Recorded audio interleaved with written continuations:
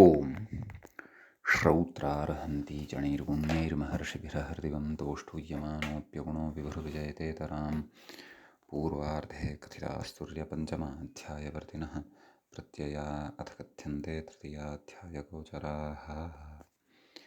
नमः सर्वेभ्यः श्रोतृभ्यः। अस्माभिः गतपाठे यद्यत् पठितं तद् एकवारं स्मरामः। वयं वैयाकरणसिद्धान्तकौमुदी इत्याख्यस्य ग्रन्थस्य तत्र तिङन्तेषु अथवा तिङन्तप्रपञ्चे अदादिप्रकरणं पठन्तः स्मः। प्रकरणस्य अस्य अस्माकं क्रमे दशमः पाठः गतपाठः प्रवृत्तः। अस्मिन् पाठे आदौ तावत् विशेषेण अस्माभिः तत्र ख्याधातु विषये पठितं। तत्र ख्याधातुः यः भवति तस्य सार्वधातुके परत एव रूपाणि भवन्ति। आर्धधातुके प्रत्यये परतः रूपाणि न भवन्ति। अर्थात् सार्वधातुकलकारे एव रूपाणि भवन्ति, आर्धधातुकलकारे रूपाणि न भवन्ति। सार्वधातुकसंज्ञकाः प्रत्ययाः आर्धधातुकसंज्ञकाः च के इति वयं जानीमः। सर्वत्र अस्माभिः एतान् लकारान् द्विविधान् लकारानादाय कार्यं क्रियते।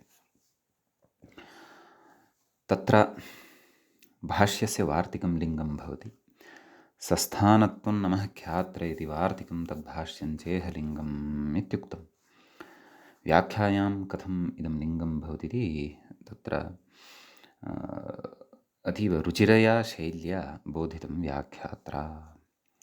सस्थानः नाम जिह्वामूलीयः इत्युक्तं। तत्र मूले अपि सः न इति ख्यायादेशस्य ख्यादित्वे प्रयोजनमित्यर्थः। ततः सम्पूर्वस्य ख्यातेः प्रयोगः न इति तत्र न्यासकारेणापि उक्तं। सम्यक्। तदनन्तरं वस्तुतः अग्रे धातुः प्रा इति धातुः वर्तते। अहं स्मरन्नस्मि यत् गतपाठे मया प्राधातुः प्रमादवशात् त्यक्तः अभूत्। साक्षात् माधातोः विषये एव तत्र रूपाणां वाचनं अथवा पठनं कृतम्, अथवा सिद्धिः अथवा सिद्धान्ताः तत्र पठिताः। परन्तु प्राधातोः रूपाणि अहं व्यस्मार्षं चिन्ता नास्ति। तस्य धातोः प्रा इति धातोः रूपाणि वयम् अधुना वदिष्यामः। ततः अग्रेव अग्रिमं विषयं स्मृत्वा अग्रे गमिष्यामः। तत्र लटि प्राति प्रातः प्रान्ति प्रासि प्रातः प्रातः प्रामि प्रावः प्रामः जानीमः वयं। पूर्णार्थकः अयं धातुः सकर्मको भवति। पप्रौ पप्रतुः पप्रुः पप्राथ पप्रिथ पप्रथुः पप्रा पप्रौ पप्रिव पप्रिमा पप्रिमा लुटि इति लिटि आसन्। अधुना लुटि प्राता प्रातारौ प्रातारः प्रातासि प्रातास्थः प्रातास्थ प्रातास्मि प्रातास्वः प्रातास्मः। ततः लृटि प्रास्यति प्रास्यतः प्रास्यन्ति प्रास्यसि प्रास्यथः प्रास्यथः प्रास्यामि प्रास्यावः प्रास्यामः। लोटि प्रातु प्रातात् प्रातां प्रान्तु प्राहि प्रातात् प्रातं प्रात प्राणि प्राव प्राम। लङि अप्रात् अप्राताम् अप्रुः अप्रां लङः शाकटायनस्यैव इत्यपि स्मर्तव्यम्। अप्राह अप्रातम् अप्राता अप्राम् अप्राव अप्राम। ततः प्रायात् प्रायास्तां प्रायुः प्रायाः नैव विधिलिङ्गि प्रायात् प्रायातां प्रायुः प्रायाः प्रायातं प्रायात प्रायां प्रायाव प्रायाम। आशीर्लिङ्गि लङ एत्वविकल्पपूर्वकं प्रायात् आदौ एत्वाभावपक्षे प्रायात् प्रायास्तां प्रायासुः प्रायाः प्रायास्तं प्रायास्त प्रायासं प्रायास्व प्रायास्म एत्वपक्षे प्रेयात् प्रेयास्तां प्रेयासुः प्रेयाः प्रेयास्तं प्रेयास्त प्रेयासं प्रेयास्व प्रेयास्म। ततः लुङि अप्रासीत् अप्रासिष्टाम् अप्रासिषुः अप्रासीः अप्रासिष्टम् अप्रासिष्टा अप्रासिषम् अप्रासिष्व अप्रासिष्म। लृङि लृङ् लकारे अप्रास्यत् अप्रास्यताम् अप्रास्यन् अप्रास्यः अप्रास्यतम् अप्रास्यत अप्रास्यम् अप्रास्याव अप्रास्याम इति इमानि रूपाणि भवन्ति। ततः आम्, इमानि रूपाणि गतपाठे वक्तुं व्यस्मार्षम्, अधुना उक्तानि। यद्यपि नापि उच्यन्ते स्म, तथापि भवन्तः स्वदीयश्रोतारः अत्र स्वप्रज्ञया स्वमेधया एतेषां रूपाणि वक्तुम् अथवा इमानि रूपाणि ज्ञातुं प्रभवन्ति स्म। तथापि अस्माकम् एकः सङ्कल्पः यत् सर्वोऽपि धातुः स्प्रष्टव्यः, तस्य सर्वाणि रूपाणि अस्माभिः 10 गणेषु अपि वक्तव्यानि वर्तन्ते स्वमुखात् इति। तथैव भवद्भिरपि श्रोतृभिः तथा कर्तव्यम्। अवश्यं तत्र फलदायी एतादृशं सङ्कल्पं भवति, शास्त्रे गतिः अस्माकं लभ्यते।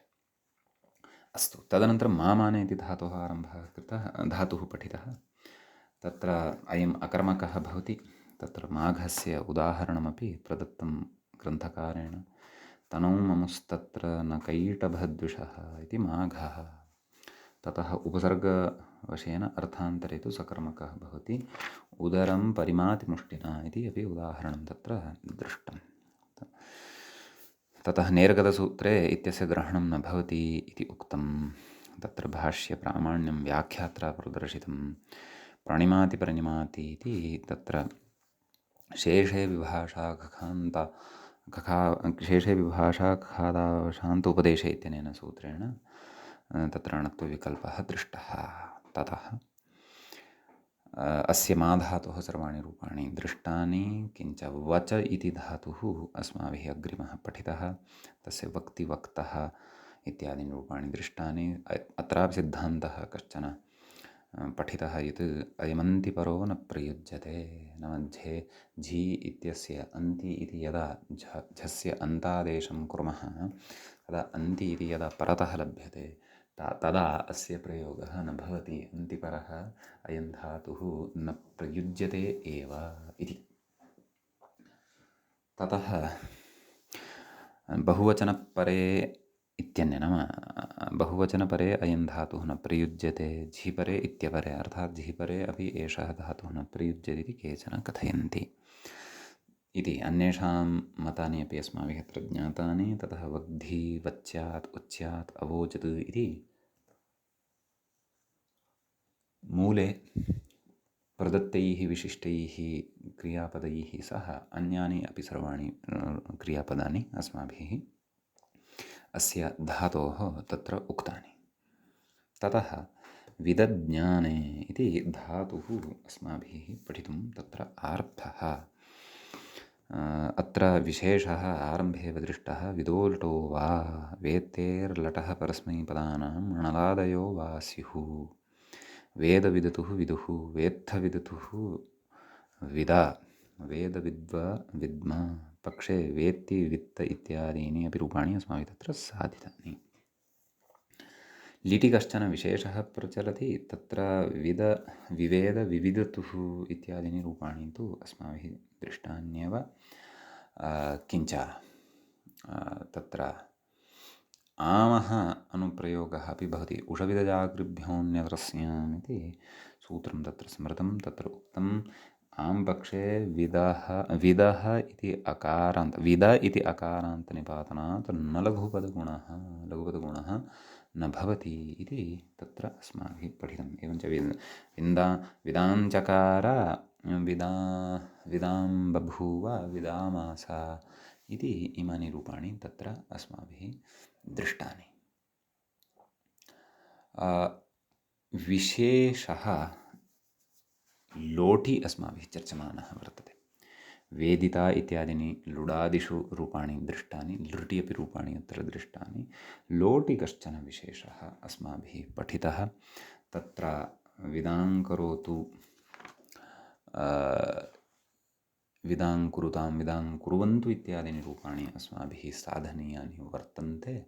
तदर्थं कश्चन विशेषः एकेन सूत्रेण अत्र ग्रन्थकारेण उपस्थापितः।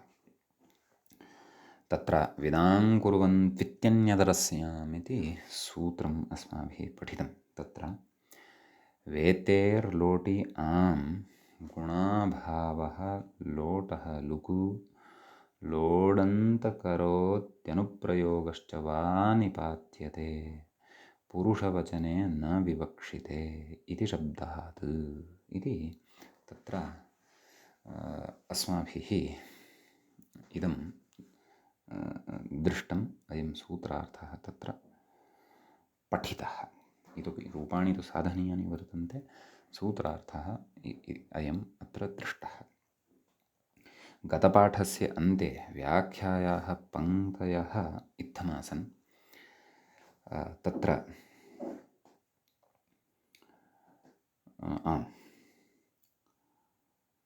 लोडन्तेति आमन्ताद्विदेः लोडन्तक्रियधातोः अनुप्रयोगश्च निपात्यते इत्यर्थः।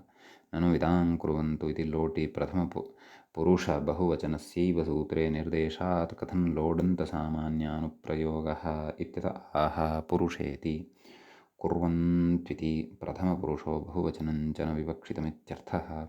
तयोस्तु नान्तरीयकमुच्चारणम् इति भावः। इति शब्दादिति तस्य प्रकारवचनस्य लोकप्रयोगानुसारित्वादिति भावः इति एतावत्पर्यन्तः व्याख्यायाः अयं भागः अस्माभिः पठितः।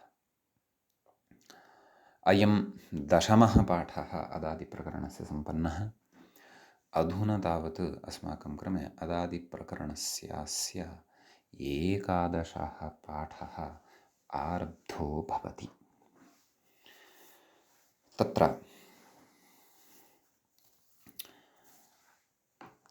एकादशे अस्मिन् पाठे अस्माभिः अग्रिमं सूत्रं पठनीयं वर्तते। यतो हि विदां कुर्वन्त्वित्यन्यतरस्याम् इत्यनेन सूत्रेण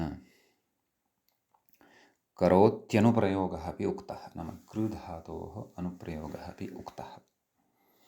यद्यपि डुक्रियकरणे इति धातुः तानादिकः अर्थात् तनादिगणे अन्तर्भवति, परन्तु भ्वादिप्रकरणे विदधातोः सन्दर्भे तत्रापि विशिष्य लोटि अनुप्रयोगसामर्थ्यात् अथवा अनुप्रयोगविधानद्वारा अथवा अनुप्रयोगविधानसामर्थ्यात् एषः धातुः तत्र अत्र उपस्थितः वर्तते कृधातुः। अपि च एतत् सम्बन्धीनी व्यवस्था अपि अत्र अस्माकं पुरतः उपस्थिता वर्तते। नाम केन विकरणप्रत्ययेन अत्र भाव्यं, तदर्थं सूत्रम् अग्रिमम् अत्र पठनीयम् अस्ति। सम्यक्। सूत्रं वर्तते तनादिकृञ्भ्य उः इत्यस्ति। तत्र तनादिकृञ्भ्यः इति पञ्चम्यन्तं पदं भवति। पञ्चमी विभक्तेः बहुवचनान्तं भवति। उः इति तु प्रथमान्तं भवति। प्रथमा विभक्तेः एकवचनान्तं भवति। किमत्र कथयति व्याख्याता तद् एकवारं पश्यामः। तनादिक्रिभ्य उः शपोपवादः इति कथयति। तत्र मूले सूत्रार्थः उक्तः खलु, शपोपवादः इति पश्चादुक्तं। ततः पूर्वं किमुक्तं? तनादेः क्रियश्च उप्रत्ययः स्यात् इत्युक्तम्। एवं खलु। तत्र विग्रहः अपि द्रष्टव्यः खलु अस्माभिः। आम्, तनादयश्च क्रिञ्च तनादि क्रियः इतरेतरयोगद्वन्द्वः तेभ्यः तनादिक्रिञ्भ्यः, पुनः तनादि इत्यत्रापि विग्रहः कर्तव्यः वस्तुतः। तन् आदिः येषां ते तनादयः, तनादयश्च क्रिञ्च तनादिक्रियः, तेभ्यः तनादिक्रिञ्भ्यः। बहुव्रीहि गर्भ इतरेतरयोगद्वन्द्वसमासः अत्र भवति। भवतु। प्रकृतसूत्रं प्रति कर्तृशपु इत्यस्मात् सूत्रात् कर्तरि इत्यनुवर्तते, सार्वधातुके यक् इत्यस्मात् सूत्रात् सार्वधातुके इति च अनुवर्तते। अतः सूत्रार्थः मूले उक्तः तनादेः क्रियश्च उप्रत्ययः स्यात् इति। सार्वधातुके प्रधानं शपः अपवादः इति खलु उच्यमानं वर्तते। शप् तु सार्वधातुलकारेषु एव भवति इति अस्माभिः पूर्वं पठितं वर्तते। सम्यक् कथयति, अनेन शब्विषये एव अस्य प्रवृत्तिरिति सूचितं। नाम एवम् उक्त्वा, किमुक्त्वा, शपोपवादः इत्युक्त्वा शब्विषये एव अस्य प्रवृत्तिः अस्ति इति सूचितं वर्तते। ततः कथयति, सार्वधातुके यक् इत्यतः सार्वधातुकग्रहणस्य कर्तृशपु इत्यतः कर्तरि इत्यस्य च अनुवृत्तेः इति भावः। एवं तदुक्तमेव खलु। अत एव एतादृशः अर्थः अत्र, नाम एतादृशः सिद्धान्तः अत्र मूले उक्तः। किं, शपोपवादः इति। तेनेति मूले किमुच्यते, शपोपवादः। एतदनन्तरं किमपि अन्यापि काचित् पङ्क्तिः अस्ति खलु, तनादित्वादेव सिद्धे क्रियङ्ग्रहणं गणकार्यस्य अनित्यत्वे लिङ्गम् इत्युच्यते। एवं खलु। नाम गणकार्यं यद्भवति, गणं निर्दिश्य यत् कार्यं कृतं भवति तत् अनित्यत्वं भजते, तस्य नित्यत्वं न भवति, नित्यतया प्रवर्तत एव इति न भवति इत्युच्यते। गणकार्यस्य अनित्यत्वे लिङ्गम्। तर्हि तेन किं, नाम गणकार्यस्य अनित्यत्वं प्रतिपाद्य किमस्माभिः साध्यते इति चेत् कथयति, गणकार्यस्य अनित्यतया, मूले उक्तं खलु तेन, तत्र व्याख्याता कथयति, गणकार्यस्य अनित्यतया श्वसेत् इत्यत्र अदादिगणकार्यं शपो लुङ् न भवति इत्यर्थः। एवं खलु।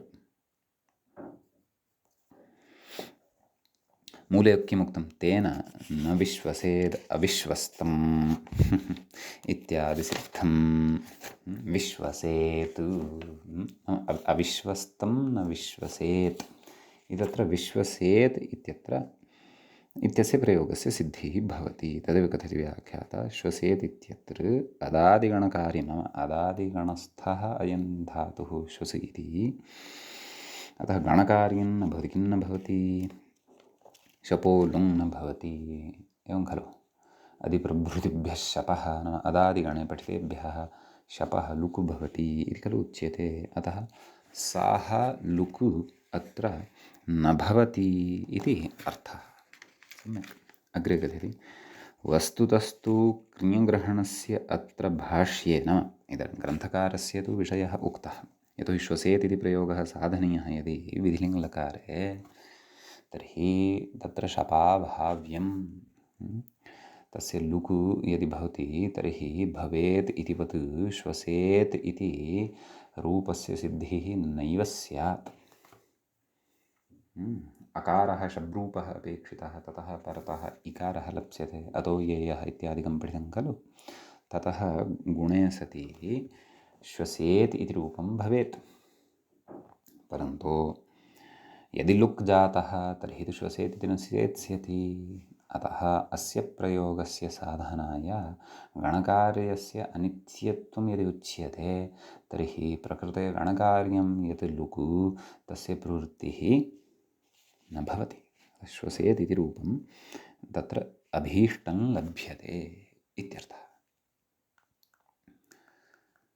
सम्यक्।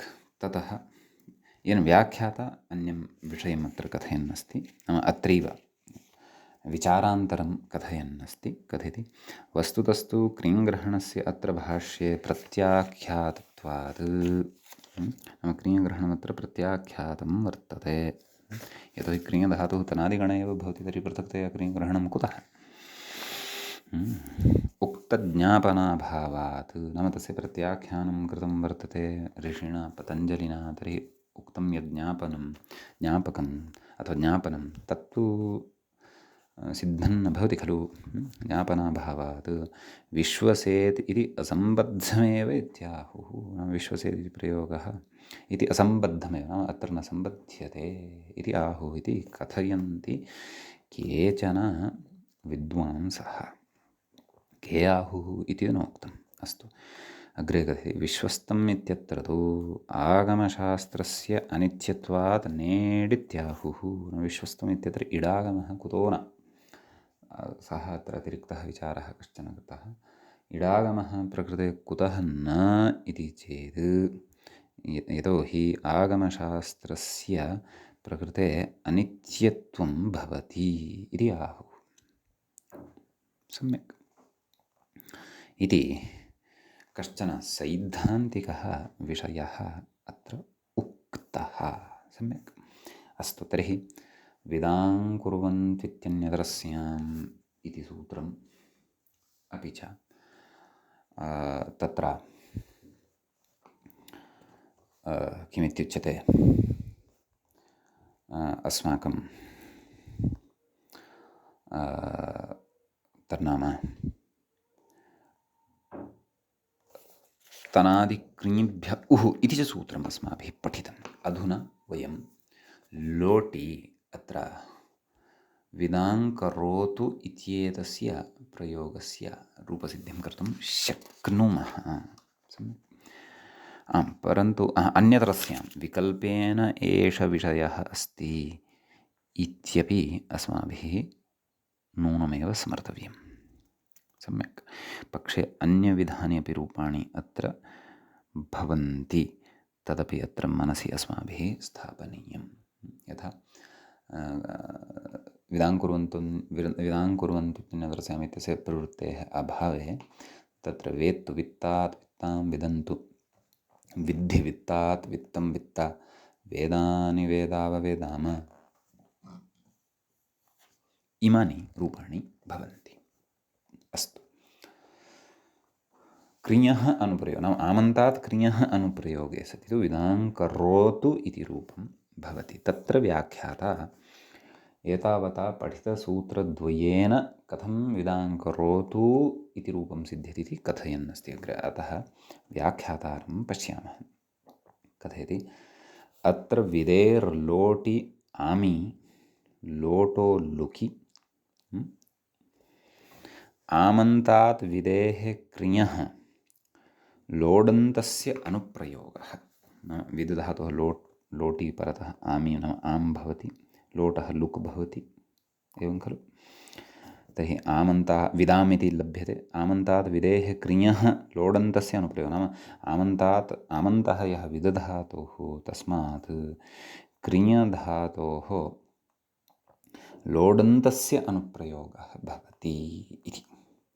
नाम लोडन्तस्य, लोट अन्ते यस्य तत् यस्य सः लोडन्तस्य क्रिय इति धातोः अनुप्रयोगः भवति। अतः विदां कृ इति स्थितिः जायते, मकारस्य अनुस्वारः। विदां कृ इति कथयति तस्य लोटस्तिपि एरुः इत्युत्वे शपं बाधित्वा, नाम तिप् कृतः का स्थितिः, विदां कृ ति एरुः विदां कृ तु इति स्थितिः जाता, एवं खलु। शपं बाधित्वा उप्रत्यये, सम्यक्। अत्र शपं प्रबाध्य उप्रत्ययः भवति, लुक् न भवति, उप्रत्ययः भवति। उप्रत्यये का स्थितिः जाता तर्हि, विदां कृ उ तु, सम्यक्। ऋकारस्य गुणेरपरत्वे विदां कर उ तु, उकारस्य तिब् निमित्तो गुणः, नाम तिपं निमित्तीकृत्य उकारस्य तत्र गुणः भवति, सार्वधातुकार्धातुकयोः इत्येवं किल। अतः विदां कर् ओ तु विदां करोतु इति रूपं तत्र सिद्धं भवति। समीचीनं। ततः अग्रे कथयति, तातङि तु, तातङि परतः किं तद्सूत्रं, तुह्योस्तातङा शिष्यन्यदर्स्याम् इति। तातङि तु ऋकारस्य गुणे रपरे, ऋकारस्य गुणः क्रियते रपरे, तातङः गित्वात् उकारस्य गुणाभावे विदां करुतात् इति स्थिते। एतावता रूपं किं साधनीयं, विदां कुरुतात्, परन्तु स्थितिः एतावता कालब्धा वर्तते, विदां करुतात् इति स्थितिः एव एतावता अस्माभिः प्राप्ता वर्तते। अत्र किञ्चन विशिष्टं कार्यं कर्तव्यं वर्तते, तदर्थम् अस्माभिः अग्रिमं सूत्रमत्र पठनीयं वर्तते। सम्यक् तच्च सूत्रं भवति एवं। व्याख्यात्रा इङ्गितं कृतम् अत उत्, मूले पश्यामश्चेत् अत उत् सार्वधातुके इत्यस्ति। तत्र अतः इति षष्ठ्यन्तं पदं भवति, षष्ठीविभक्तेः एकवचनान्तं भवति। उत् इति प्रथमान्तं, प्रथमाविभक्तेः एकवचनान्तं भवति, सार्वधातुके एतत्तु सप्तमीविभक्तेः एकवचनान्तं पदं भवति। अपि च अत्र कश्चन विशेषः मया अयमपि उच्यते, अवधानेन जागरूकतया इमानि सूत्राणि, अत्र क्रियधातो सम्बद्धानि यानि सूत्राणि आगतानि वर्तन्ते पठनीयानि सम्यक्। यतः तनादिगणे एतेषां सूत्राणां स्मारणमेव भविष्यति, यतोहि तत्र तनादिगणे उप् इति विकरणप्रत्ययसन्दर्भे इमानि कार्याणि अस्माभिः पुनः तत्र द्रष्टव्यानि भविष्यन्ति। सम्यक्, अस्तु।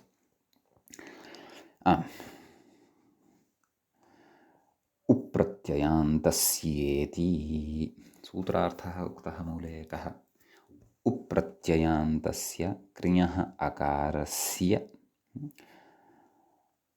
उत् स्यात् सार्वधातुके इति।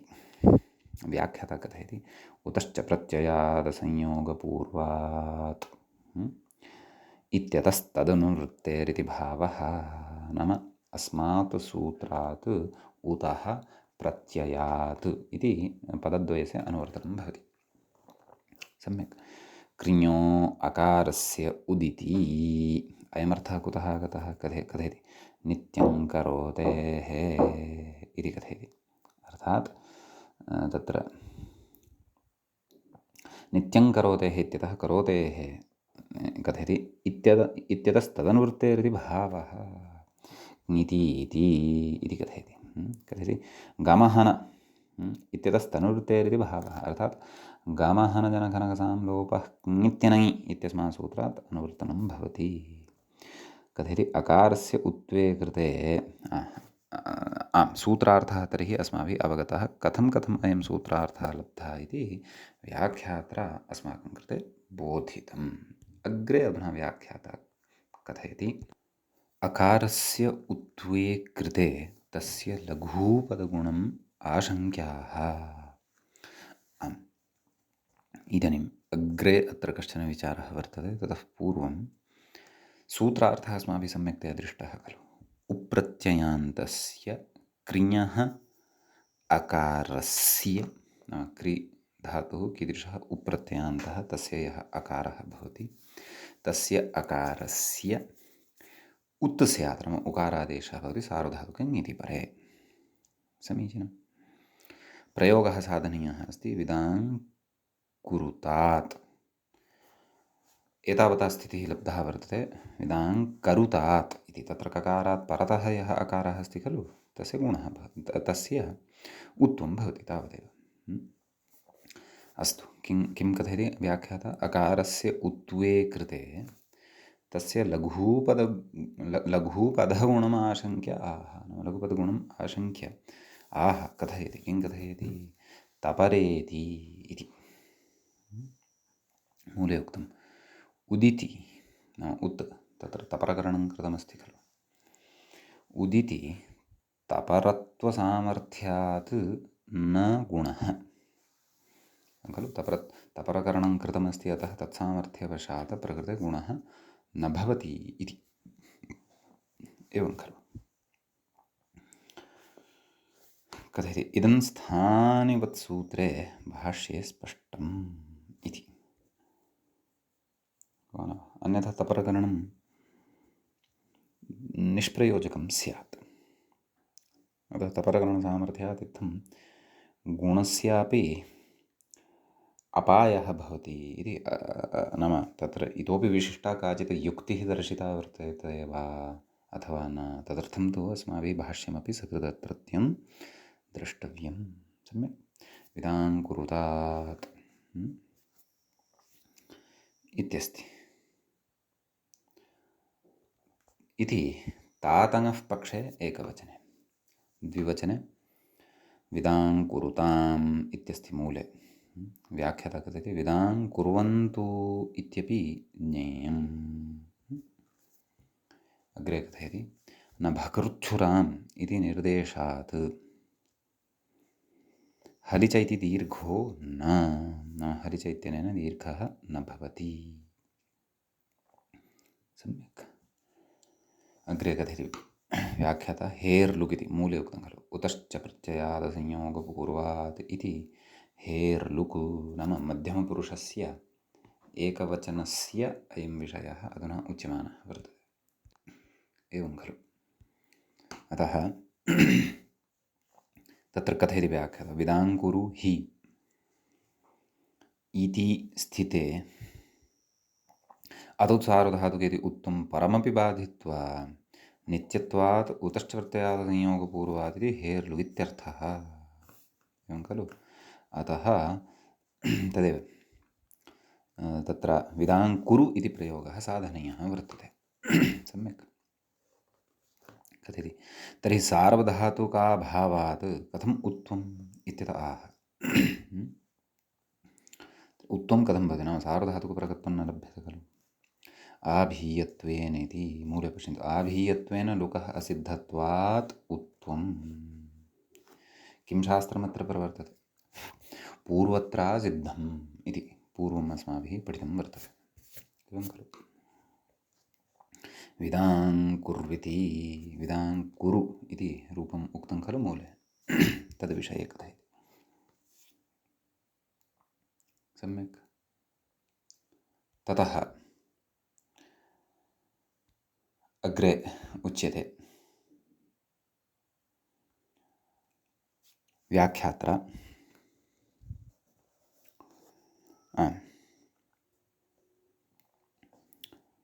मूले तावत् विदाङ्करवाणी इत्युक्तं खलु व्याख्याता कथयन् अस्ति विदाङ्कुरुतात् नाम तातङः पक्षे पूर्वदेव रूपं भवति द्विवचने विदाङ्कुरुतं बहुवचने विदाङ्कुरुता इति इमानि रूपाणि भवन्ति नाम कृधातोः अपि विशेषं वयं लोटि अत्र पठन्तः स्मः इति स्मर्तव्यम् अग्रे अपि सम्यक् विदाङ्करवाणी इत्यस्ति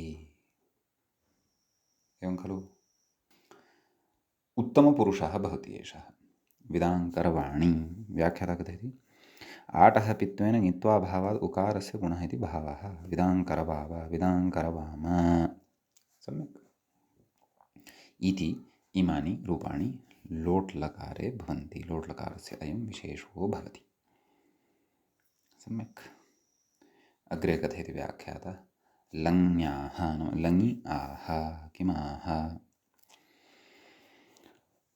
अवेदिति इत्यस्ति अवेत् अवित्ताम् इत्यस्ति खलु मूले कथयति हल्ङ्यादिना सिपो लोपे विशेषमाः अस्तु अयं तु मध्यमपुरुषस्य विशेषः आरब्धः व्याख्यात्र अवेत् इति प्रथमपुरुषस्य एकवचने तत्र जष्ट्वं ततः परं चर्त्वविकल्पेन रूपद्वयम् अत्र वक्तुं शक्यते प्रथमपुरुषस्य एकवचने अवेत् अवेद् इति सम्यक् ततः अवित्तां द्विवचने इदं रूपं भवति अवित्तां मूले प्रदत्तमस्ति खलु बहुवचने अविदुः इति रूपं तत्र मूले उक्तम् अस्ति किं सिजभ्यस्तविधिभ्यश्च इति झेर्जुसु नाम झि इति प्रत्ययस्य स्थाने जुस् इति आदेशः भवति, अविदुः इति रूपं तत्र सिद्धं भवति। समीचीनं। ततः अग्रे सूत्रं वर्तते, तदर्थं व्याख्याता कथयन् अस्ति, हल्ङ्यादिना सिपो लोपे विशेषमाः। एवं खलु, तत्र अवेः इति रूपम् अस्माभिः साधनीयं वर्तते खलु। अतः तत्र कश्चन विशेषः उच्यमानः वर्तते। सूत्रमस्ति दश्च, आष्टमिकम् इदं सूत्रं भवति। तत्र दः इति पञ्चम्यन्तं भवति, पञ्चमी विभक्तेः एकवचनान्तं भवति। च इति औव्ययपदं भवति। सम्यक्। व्याख्याता कथयति सिपिधातोरुर्वा इत्यनुवृत्तं, दः इति षष्ठ्यन्तेन धातुर्विशेष्यते। षष्ठ्यन्तमिति कथयति, अस्तु पश्यामः।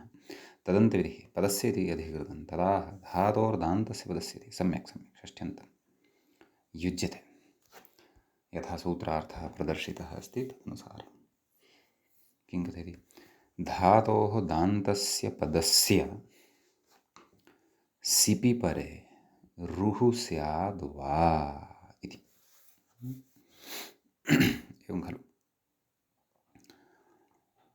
नाम दान्तं पदमपि स्यात्, सः धातोः अपि स्यात्, नाम धातुत्वमपि तस्य स्यात्, पदत्वमपि स्यात्।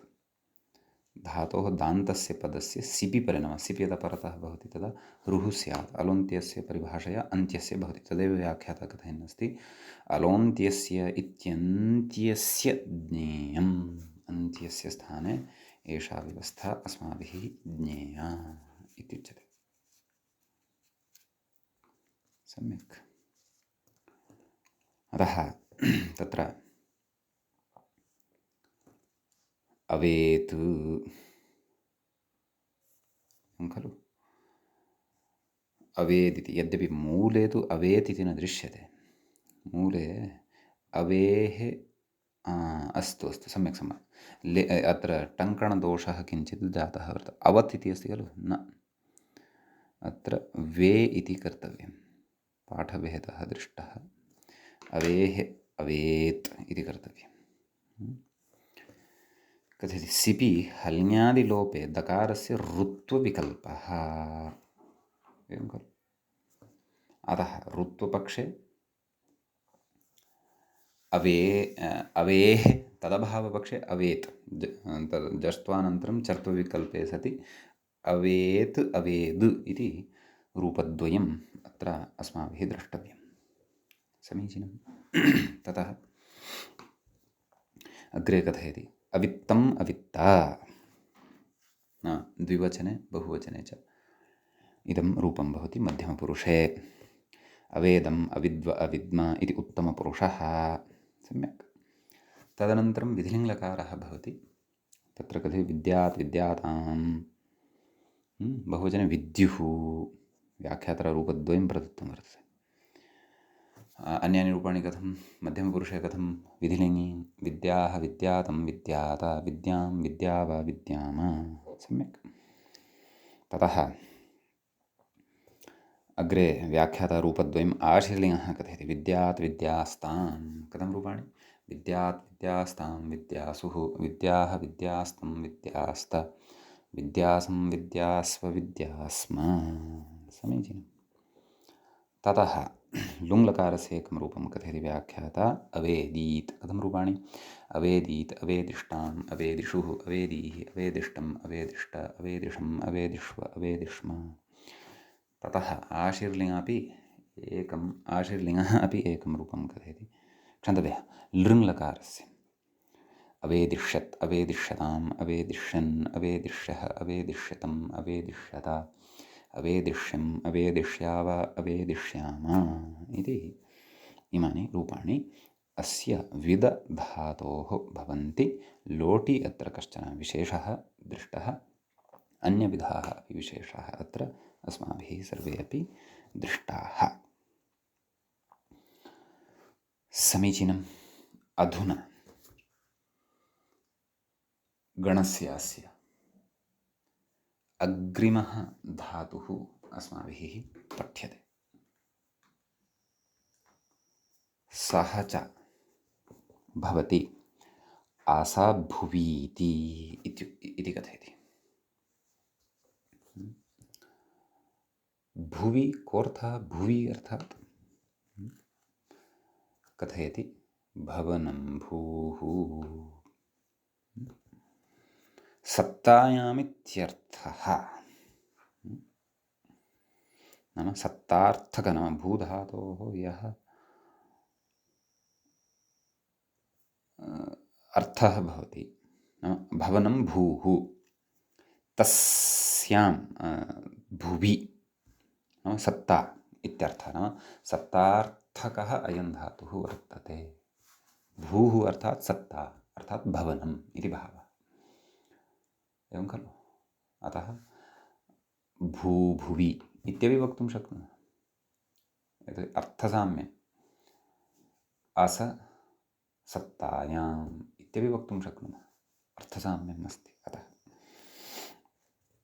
सम्यक्। अस्ति इति एकं क्रियापदं प्रदत्तं वर्तते लट्लकारस्य एकवचनस्य मूले अस्ति इति।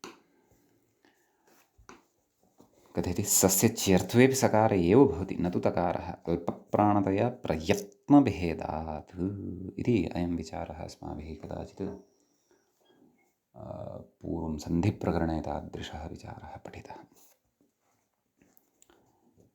अथवा रामस्य इत्यत्र शब्दाधिकारे एतादृशः विचारः पठितः इति स्मरन्नस्मि। अस्तु, आम्, तर्हि अस्ति इति रूपं तु सिद्धम्। अस् धातुः तिप्रत्ययः, शप् भवति, तस्य अधिप्रभृतिभ्यः शपः इत्यनेन लुक् भवति, तावदेव। अग्रे अत्र सूत्रमुच्यते। नाम द्विवचनादिषु कश्चन विशेषः उच्यते।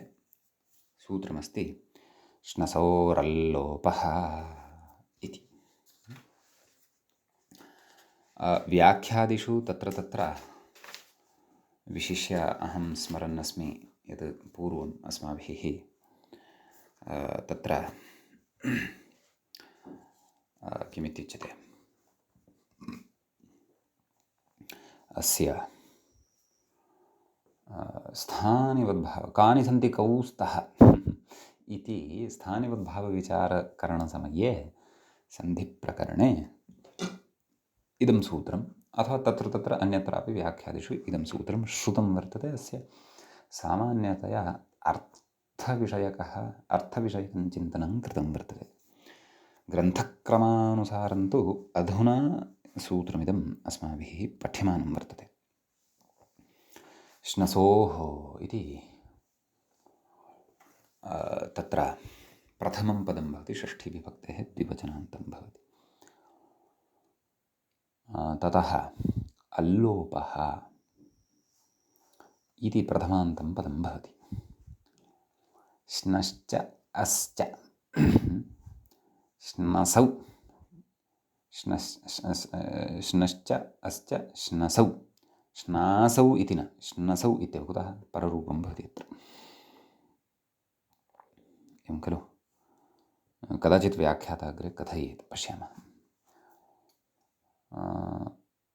ततः अल्लोपः, अतः लोपः, अल्लोपः, एवं खलु। कथयति अतिथि लुप्तषष्ठीकं पदम्। पृथक्तया पदं स्वीकृतमस्ति व्याख्यात्रा, अथवा व्याख्यात्रात् पृथक्तया पृथक् इदं पदं वर्तते इति अस्माकं कृते सूच्यमानं वर्तते। तर्हि अत् इति लुप्तषष्ठी, नाम तत्र षष्ठ्यन्तं तद्, परन्तु षष्ठ्याः तत्र लोपः जातः वर्तते इति। अग्रे कथयति श्नः अस् अनयोः द्वन्द्वात् षष्ठी द्विवचनं शकन्ध्वादित्वात् पररूपम् एवम्। अन्यथा तत्र किं श्नासोरल्लोपः इति भवति स्म, परन्तु तथा न प्रयुक्तं। श्नसोरल्लोपः पररूपकरणे ऋषिः स्वतन्त्रः। अग्रे कथयति श्नेति श्नं प्रत्ययैकदेशनिर्देशः इति। श्नं रुदहादिभ्यः श्नम् अग्रे रुदहादौ पठिष्यते विकरणप्रत्ययः। अतः तदेकदेशस्य अत्र निर्देशः अयं वर्तते इति भावः। कथयति अतुत्सार्वधातुके इत्यतः सार्वधातुके इत्यनुवर्तते। समीचीनम्। गमहनजनघसां लोपः ङित्यनङित्यतः इति तदाह श्नस्येत्यादिना मूले पश्यामः। श्नस्य अस्तेः च अकारस्य लोपः स्यात् सार्वधातुके ङिति। सम्यक्। श्न इत्येतस्य श्नस्य अस्तेः च अपि च अस् इत्येतस्य च लोपः भवति कदा सार्वधातुकः ङित् प्रत्ययः परतः यदा भवति तदा। सम्यक्। स्तः सन्ति एवं कृत्वा अस् धातुः अस्ति। श्नमः विषये तु अग्रे पठिष्यते। अस् धातुः वर्तते तस् प्रत्ययः, झि वर्तते अन्तादेशः भवति, अकारस्य लोपः भवति, अतः स्तः सन्ति इति रूपद्वयं क्रियापदद्वयम् इत्थं प्रकारेण लभ्यते। सम्यक्। ततः अग्रे कश्चन विशेषः, लिटि कश्चन विशेषः। अन्यानि अपि रूपाणि अत्र अस्माभिः वक्तव्यानि मूले प्रदत्तानि वर्तन्ते यदि वयं पठामः। सन्ति स्तः सन्ति इत्यस्ति खलु। ततः कथयति तासस्त्योर्लोपः इति स लोपः क्व असि इत्यत्र पूर्वं पठितमस्ति खलु। तास अस्त्योः अस्त्योः लोपः सकारस्य लोपः भवति, अतः असि सिपि परतः, अन्यथा सकारस्य श्रवणं स्यात्। वनवः असि स्थः स्थ अत्र उभयत्रापि अकारलोपः भवति। उत्तमपुरुषे अस्मि स्वः स्मः इति इमानि रूपाणि लट्लकारे भवन्ति। समीचीनम्। तत्र कथयति आर्धधातुके इति अधिकृत्य, नाम अधिकारसूत्रम् अस्माभिः पूर्वम् आर्धधातुके इति पठितं खलु। तत् सूत्रम् अधिकृत्य, नाम तस्मिन् अधिकारे तत्र कश्चन विशेषः वर्तते, नाम सूत्रं वर्तते। नाम लिट्लकारे वस्तुतः अयं विशेषः अस्माभिः अधुना अत्र पठ्यमानः वर्तते। सूत्रं वर्तते अस्तेर्भूः इति। मूले अर्थः नोक्तः, परन्तु अस्माभिः अर्थः स्वयं कर्तुं शक्यः, यतोहि आर्धधातुके इति अधिकारः अस्ति। सूत्रे अस्तेः इति एकं पदं षष्ठ्यन्तं वर्तते। अस्थातोः ष्टिपानिर्देशः अस्ति। भूः भूः इति प्रथमान्तं पदं भवति। आर्धधातु इत्यस्य अधिकारः अस्ति इति उक्तमेव। विषयसप्तमी तत्र वर्तते इति अपि अस्माभिः पूर्वं पठितं वर्तते। नाम आर्धधातुके विवक्षिते इति अर्थः भवति। व्याख्याता कथयति, सामान्यतया अर्थं बोधयति, असधातोः भूभावः स्यात् आर्धधातुके परे इत्यर्थः। अस इति धातोः भूभावना, भू इति आदेशः भवति कदा आर्धधातुके प्रत्यये परतः। आर्धधातुकलकाराः च के इति वयं जानीमः, स्मरामः। सम्यक्। कथयति अस् हि इति स्थिते तत्र नैव अयं तु अग्रिमः विषयः आरब्धः व्याख्यात्र। इतः पूर्वमस्माभिः लिट्लकारस्य रूपाणि साधनीयानि खलु। लिट्लकारः लिट्लकारे आर्धधातुसंज्ञकः प्रत्ययः परतः लभ्यते खलु, अतः कथयति बभूव, नाम तत्र विशेषः कोऽपि न कथनीयः अस्ति इति कृत्वा किमपि नोक्तवान् व्याख्याता। अतः भूधातोः लिटि यथा रूपाणि अस्माभिः साधितानि भ्वादिप्रकरणे भूधातुपठनसमये तद्वदत्रापि रूपाणि भवन्ति। बभूव, बभूवतुः, बभूवुः, बभूविथ, बभूवथुः, बभूव, बभूव, बभूविव, बभूविम इति। सम्यक्। एवं मूले लुटः अपि एकं रूपं प्रदत्तं वर्तते। भविष्यति, क्षन्तव्य, भविता, भविता, भवितारो, भवितारः, भवितासि, भवितास्थः, भवितास्थः, भवितास्मि, भवितास्वः, भवितास्मः। ततः लृट् अपि, लृटि परतः अपि आर्धधातुकप्रत्ययः लभ्यते, परन्तु सः तस्य तत् क्रियापदं सामान्यतः नाम अविशेषात् त्यक्तं ग्रन्थकारेण मूले नोक्तम्, अतः अस्माभिः तदपि वक्तव्यं। भविष्यति, भविष्यतः, भविष्यन्ति, भविष्यसि, भविष्यथः, भविष्यथ, भविष्यामि, भविष्यावः, भविष्यामः इति इमानि रूपाणि तत्र भवन्ति। सम्यक्। ततः तत्र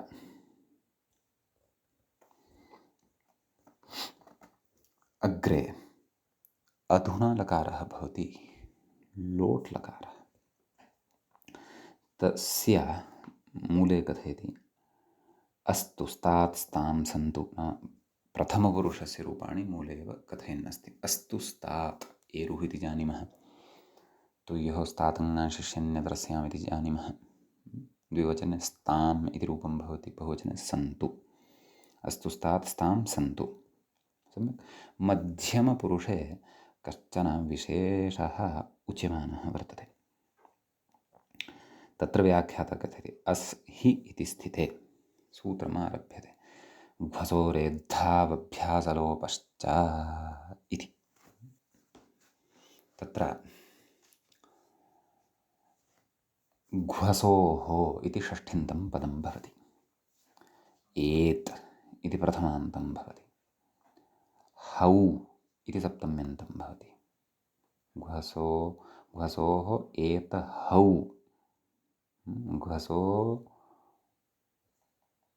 घ्वसोरेद्धौ, घ्वसोरेतहौ, घ्वसोरेद्धौ। अभ्यासलोपः इति प्रथमान्तं पदं भवति, च इति अव्ययपदं भवति। घ्वसोरेद्धावभ्यासलोपश्च। सम्यक्। ततः व्याख्याता कथयति घु अस् अनयोर्द्वन्द्वः। कः द्वन्द्वः? इतरेतरयोगद्वन्द्वः। कथं विग्रहः? घुश्च अस्च घ्वसौ, तयोः घ्वसोः। एतहौ इति छेदः। एत् इति पृथक् पदं, हौ इति पृथक् पदम् इति। सम्यक्। तत्र प्रकृतसूत्रे एव सूत्रार्थः सन्निहितो वर्तते।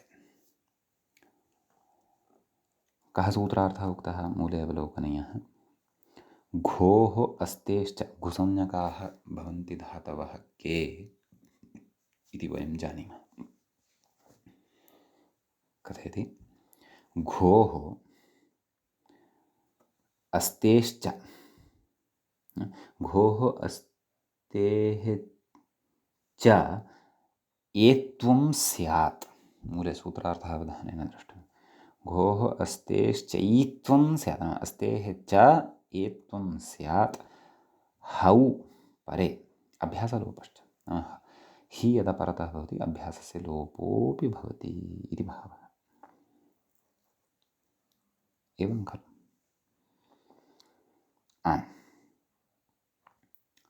अग्रे अधुना अत्र कश्चन विशेषः। अस्माभिः रूपं प्रकृते साधनीयं वर्तते। एधि, एधि इति एकं रूपं साधनीयं वर्तते। स्तात् इति च अपरं रूपं साधनीयं वर्तते। सम्यक्। अतः तत्र कश्चन विशेषः उच्यते अग्रे। ननु अस् हि इति स्थिते हुझल्भ्यो हेरदिः इति धित्वं परत्वात् बाधित्वा घ्वसोरेद्धावभ्यासलोपश्च इति सकारस्य एत्वे कृते सम्यक् हुझल्भ्यः परत्वाभावात् कथं घिभावः इत्यत आह आभीयत्वेनेति मूले अवलोकयन्तु।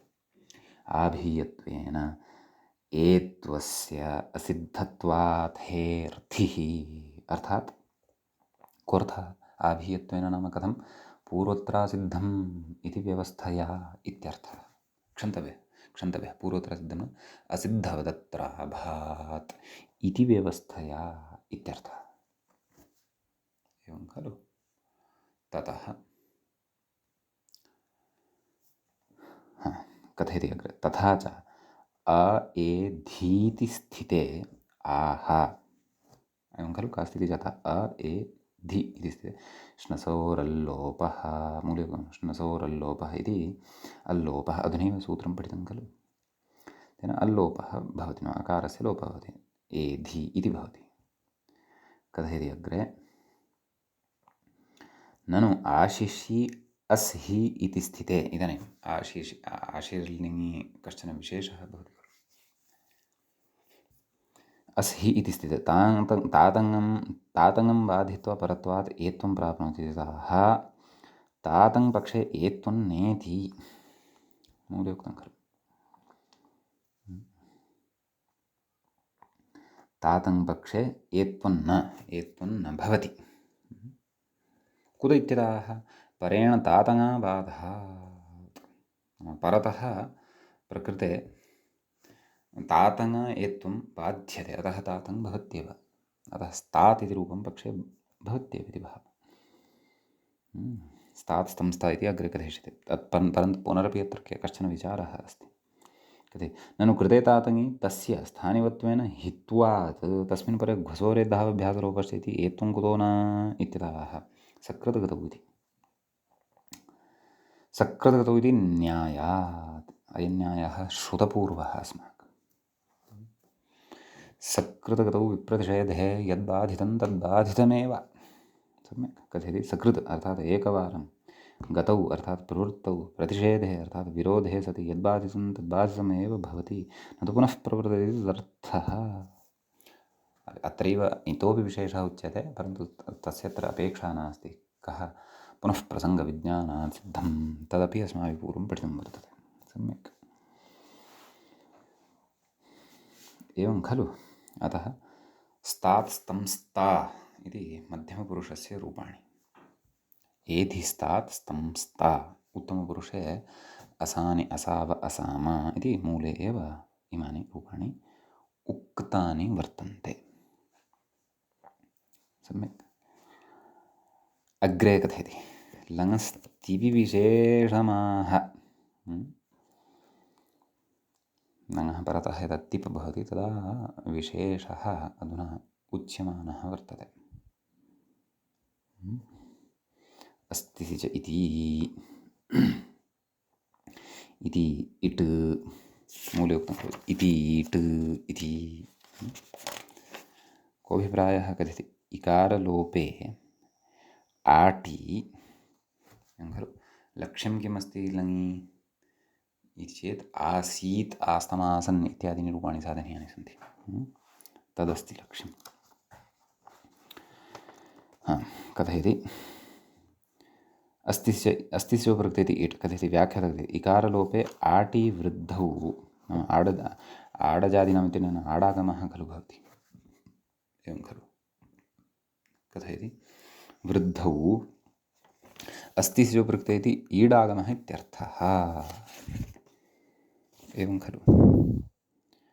आसीत् इति रूपं सिद्धं भवति सम्यक् इति लङि प्रथमपुरुषस्य एकवचनस्य रूपमत्र अस्माभिः साधितम्। इतः अग्रे द्विवचनस्य रूपं द्विवचनादीनि रूपाणि अपि च मूले यः सैद्धान्तिकः विषयः उच्यमानः वर्तते तञ्च विषयं वयम् अग्रिमे पाठे पठिष्यामः। अद्यतनपाठः अत्रैव उपसंह्रियते। मङ्गलं कुर्मः। श्रौत्रार्हन्ति चणैर्पुण्यैर्महर्षिभिर्हर्दिवं तोष्टूयमानोऽप्यगुणो विभुर्विजयते तरां पूर्वार्धे कथितास्तुर्यपञ्चमाध्यायवर्तिनः प्रत्यया अथ कथ्यन्ते तृतीयाध्यायगोचराः। एवञ्च अदादिप्रकरणस्यास्य अस्माकं क्रमे एषः 11 पाठः सम्पन्नतां गतः। नमः सर्वेभ्यः श्रोतृभ्यः भवद्भ्यः।